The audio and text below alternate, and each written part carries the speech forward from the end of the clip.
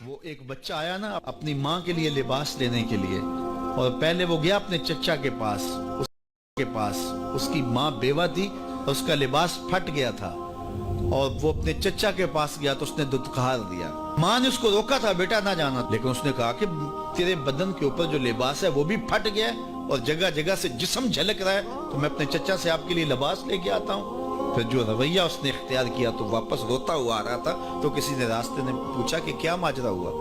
اس نے کہا چچا کے پاس گیا تھا ماں کے لیے لباس لینے، اس نے رلا کے بھیج دیا۔ اللہ اکبر۔ تو اس نے کہا کہ جا سین حرم میں محمد نام کا ایک شخص بیٹھا ہوا ہے، اگر تو اپنا دکھڑا اس کے سامنے پیش کرے تو وہ امید ہے تمہیں رد نہیں کریں گے، لیکن سن لے ان کا دین کوئی اور ہے۔ اللہ اکبر۔ اپنے ماں کے پاس آیا تو ماں کو کہا کہ چچا نے رلا کے بھیج دیا، لیکن آپ کی حالت مجھ سے دیکھی نہیں جا رہی۔ بچہ ابھی شعور کی منزلوں میں قدم رکھ رہا تھا، پہلے بہت چھوٹا تھا، اب اس کے اندر ایک جذبات تھے بچے کے اندر۔ تو ماں نے کہا کہ بیٹا نہیں، ان کے پاس نہیں جانا، سنا ہے کہ جو ان سے ملے دین دھرم چھین لیتے ہیں اس کا۔ اللہ اکبر۔ تو حضور علیہ السلام کے پاس جانے سے ماں روکنے لگی، لیکن بچے نے کہا کہ امی میں پکا رہوں گا، بتوں کا وفادار رہوں گا، تم اس ٹینشن کو، اس پریشانی کو چھوڑ دو۔ اور حضور کی خدمت میں حاضر ہوا۔ حضور صحن حرم میں چادر اوڑے بیٹھے ہوئے تھے، اور جا کے کہنے لگا میں پہلے بات آپ سے کر لیتا ہوں، آپ کا دین میں نے قبول نہیں کرنا۔ حضور مسکرا کے بولے بیٹا بتاؤ کس لیے آئے ہو؟ کہا میری ماں بے لباس ہے، میں آپ سے لباس لینے آیا ہوں۔ حضور نے چادر رحمت اتار کے اس کے کندھوں پہ ڈال دیا۔ اللہ اکبر۔ وہ واپس آ گیا اور ماں پر حضور کی چادر اڑائی۔ اللہ اکبر۔ اور ماں نے کہا کہ بیٹے اس نے اپنا دین تو نہیں تجھے دیا؟ کہا نہ، میں نے پہلے کہہ دیا تھا تیرے دین نہیں مانوں گا۔ ماں کہنے لگی پتر اس کا دین ماننا چاہیے، یہ جس نے رحمت کی چادر ہمارے سر پہ تار دی۔ اللہ اکبر۔ تیری تک کے ادامہ میں مرید ہو گئے۔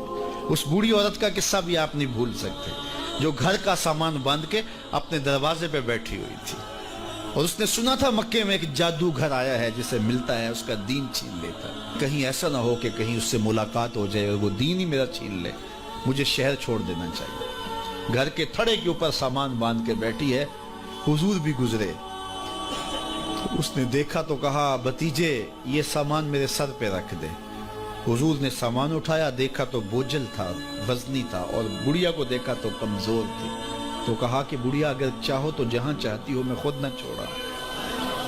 اس نے کہا اس سے بڑی مہربانی کیا ہوگی؟ حضور نے سامان اٹھایا ہوا ہے اور بڑھیا سے باتیں بھی کرتے جا رہے ہیں۔ تو بڑھیا کو کہا کیوں جا رہی ہے؟ اس نے کہا کہ سنا ہے یہاں ایک جادوگر ہے جو لوگوں کا دھرم لوٹ لیتا ہے، لوگوں کا دین لوٹ لیتا ہے۔ میں نے ساری زندگی بتوں سے وفا کی، میرے آباء و اجداد نے بتوں سے وفا کی ہے، میں چاہتی ہوں دین اجداد ہاتھ سے چھوٹ نہ جائے، آخر اس شہر میں رہتی ہوں کہیں مل نہ جائے۔ خیر حضور نے کچھ نہیں کہا، اس کا سامان نہیں پھینک دیا کہ ٹھیک ہے تم پھر جاؤ۔ سامان اس کا اٹھایا اور جہاں تک اس نے جانا تھا سامان پہنچایا، سامان سپرد کر کے واپس پلٹنے لگے۔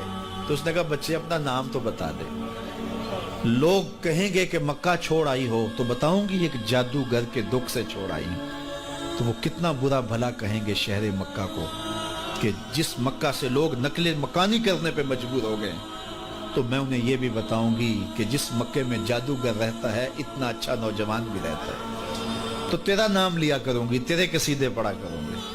تو حضور علیہ السلام مسکرا پڑے، کہا بڑھیا جس جادوگر سے بھاگ کے آئی ہے وہ تیرے سامنے کھڑا ہے۔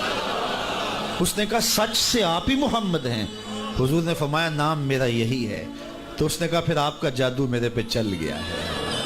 اللہ اکبر۔ تیری تک کے ادامہ میں مرید ہو گئے، لوگوں کی خدمت کریں، بوڑھوں کے کام آئیں، دکھیوں کے کام آئیں، مصیبت زدہ کے کام آئیں۔ حضور یتیم ہو کے یتیم پرور تھے، لاچاروں کی مدد کرتے، لوگوں کے گھروں میں پانی بھر کے دے دیتے، اور دکھیوں کے کام آ جاتے اور مصیبت زدوں کے کام آ جاتے۔ تو حضور سے پیار کرنے والوں، امت میں آپس میں حسد نہ پھیلاؤ، بغض نہ کرو، نفرتوں کے پہاڑ کھڑے نہ کرو، ایک دوسرے سے پیار کرو، جڑو، امت وحدہ بنے، اور اپنے ماحول کو، اپنی معاشرت کو ایک خوبصورت معاشرت کا رنگ دو، اور اپنی زندگی کو حضور کے نام کر دو۔